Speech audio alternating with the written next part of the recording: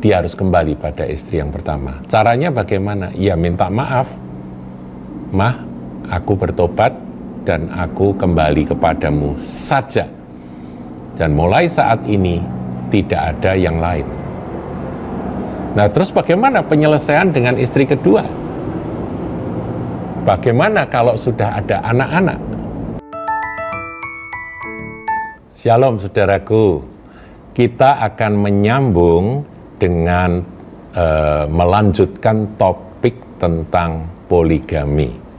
Di sesi yang pertama saya sudah sampaikan bahwa poligami memang dipraktekkan di dalam perjanjian lama, tapi akibatnya adalah pusing kepala, penderitaan, kesedihan, duka cita, sakit hati, bahkan anak-anak yang kacau balau ya seperti keluarga Daud, kemudian juga kejatuhan yang sangat dalam seperti yang dilakukan oleh Salomo ya karena dia beristri banyak.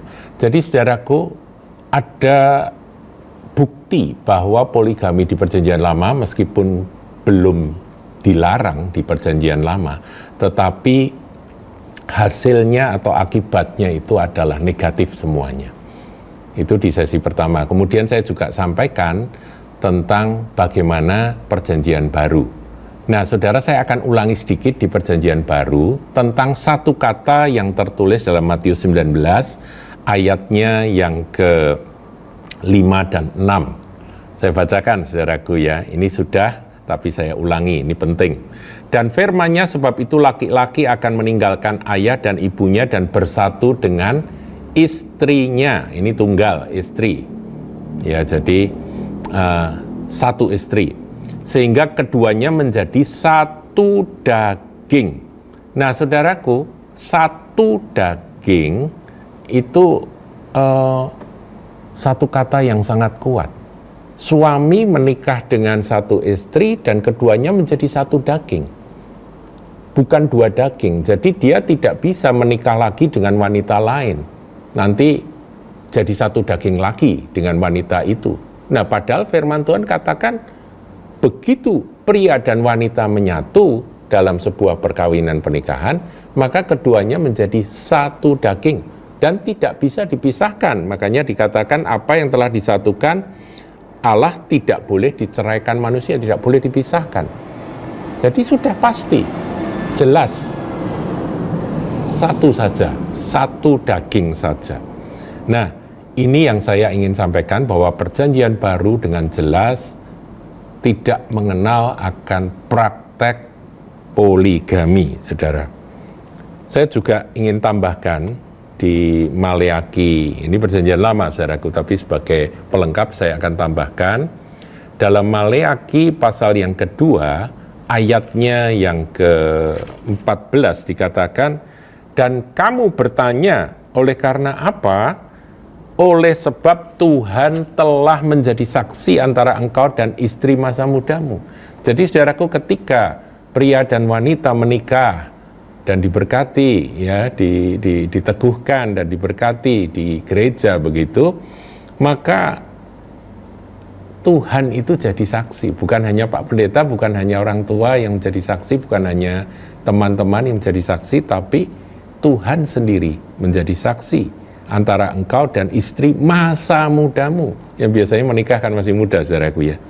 Yang kepadanya engkau telah tidak setia. Jadi ini teguran pada orang-orang yang dulu waktu muda menikah karena jatuh cinta, tapi kemudian setelah beberapa tahun timbul kebosanan, kemudian dia sudah setengah umur, istrinya sudah mulai tidak secantik dulu, tidak sesegar dulu. Nah, mulai dia melirik pada yang lain, tidak setia pada istri itu. Ini yang ditegur oleh Tuhan. Padahal dialah teman sekutumu dan istri seperjanjianmu.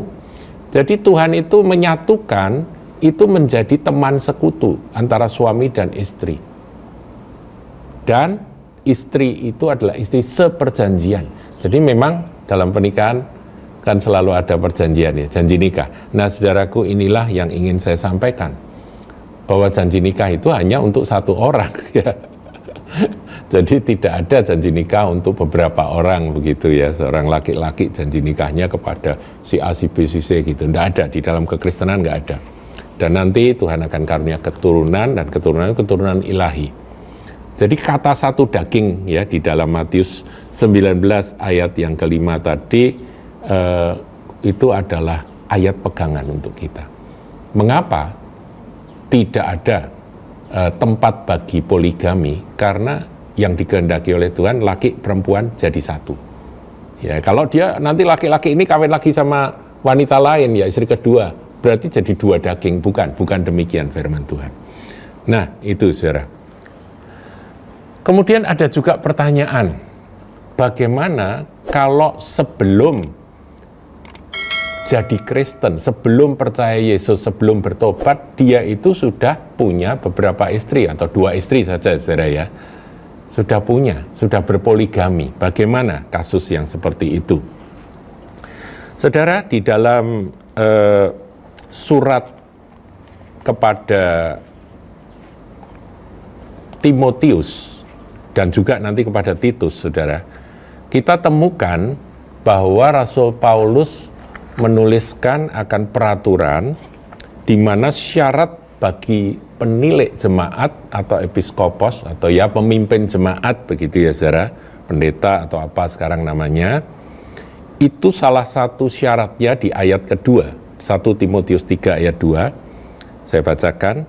Karena itu penilik jemaat haruslah seorang yang tak bercacat, suami dari satu istri, dapat menahan diri, bijaksana, sopan, suka beri tumpangan, cakap mengajar orang, dan seterusnya. Nah, kalimat suami dari satu istri itu menjadi syarat, saudara. Jadi orang kalau mau jadi penilik jemaat atau menjadi pemimpin jemaat, dia bukan hanya cakap mengajar orang, bukan hanya dia sopan, bukan hanya dia bijak dan suka beri tumpangan, tapi dia harus suami dari satu istri. Itu syarat. Nah, dari satu syarat ini ada satu logika, saudara, yang kita tangkap bahwa pada zaman itu di dalam jemaat-jemaat Tuhan ada kasus di mana orang-orang sungguh-sungguh di dalam Tuhan, dia jadi anggota jemaat, tetapi dia punya istri lebih dari satu, karena memang kebiasaan pada masa itu di luar kekristenan itu suatu hal yang wajar. Seorang laki-laki punya istri lebih dari satu. Nah, bagaimana kalau kasus ini terjadi, saudaraku? Yang pertama, ya jelas di sini dikatakan orang tersebut tidak bisa menjadi penilik jemaat, nggak bisa jadi pemimpin jemaat. Saya juga sambung, saudaraku, di ayat 12, ini diaken, kalau itu syarat penilik jemaat atau episkopos, ini syarat bagi diaken. Ayat 12, diaken haruslah suami dari satu istri dan mengurus anak-anaknya dan keluarganya dengan baik. Jadi satu istri, suami dari satu istri. Mereka yang punya istri lebih dari satu tidak bisa menjadi diaken. Jadi, saudara sekalian, ini adalah syarat-syarat yang dituliskan oleh Rasul Paulus kepada Timotius. Tapi dalam syarat ini, dalam tulisan ini, kita menangkap satu kondisi yang tidak dijelaskan secara terang-terangan, bahwa di dalam jemaat ada orang-orang yang punya istri lebih dari satu.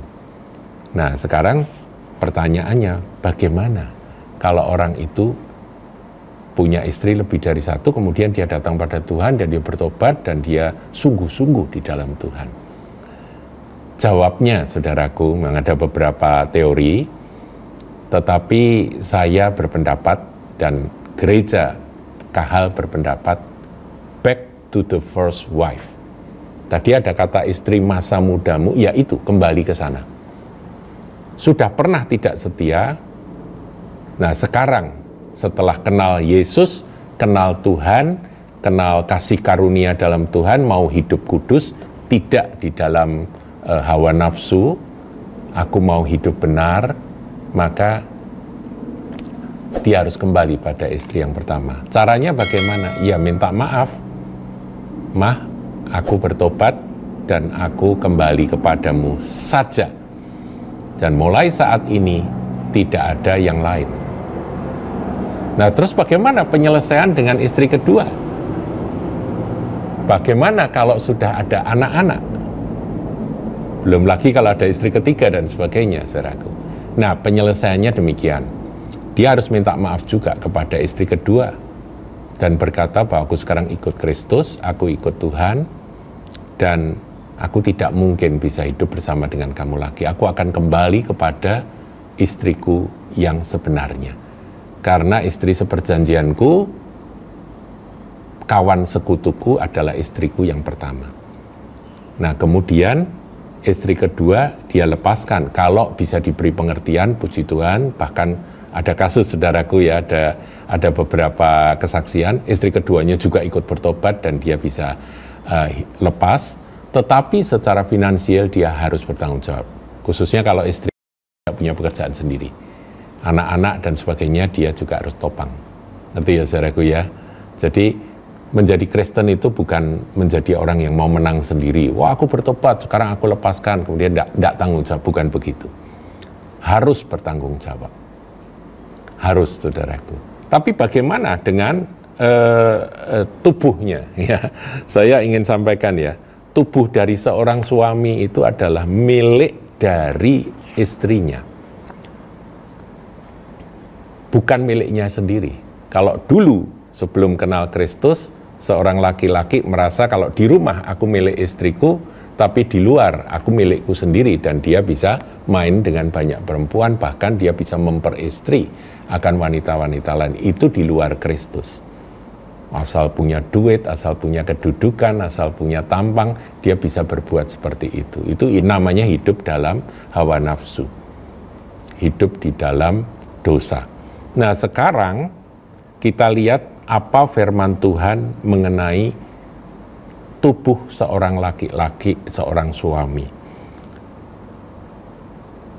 1 Korintus 7 ayatnya yang ke-2 dan seterusnya. Tetapi mengingat bahaya percabulan, baiklah setiap laki-laki mempunyai istrinya sendiri, ya, bukan istri-istrinya, tapi istri satu sendiri, dan setiap perempuan mempunyai suaminya sendiri. Demikian poliandri juga nggak ada, saudaraku ya. Jadi satu daging itu tadi.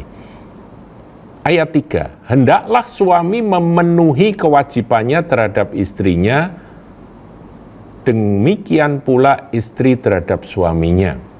Ini kewajiban biologis, saudara. Ayat 4, ini yang paling penting. Ini harus menjadi catatan dasar iman dari setiap orang percaya, orang Kristen. Istri tidak berkuasa atas tubuhnya sendiri, tetapi suaminya. Jadi kalau seorang wanita menikah dengan seorang laki-laki, tubuhmu itu milik suamimu. Saya ulangi ya, istri tidak berkuasa atas tubuhnya sendiri, tapi suaminya. Demikian pula suami tidak berkuasa atas tubuhnya sendiri, tetapi istrinya. Demikian pula, saudaraku, seorang suami tidak berkuasa atas tubuhnya sendiri. Jadi tubuh seorang laki-laki yang sudah menikah itu sudah diserahkan pada istrinya. Hak sepenuh dari istrinya. Dia tidak berkuasa atas tubuhnya sendiri, tapi istrinya. Dengan demikian, saudara, very clear, sangat jelas bahwa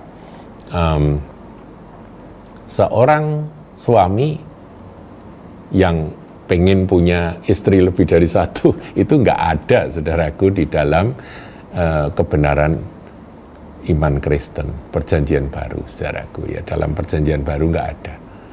Jadi saya harap saudara paham dengan pengertian poligami ini. Tuhan Yesus memberkati. Jangan lupa like, comment, share, dan subscribe channel GKBK Hal Semarang.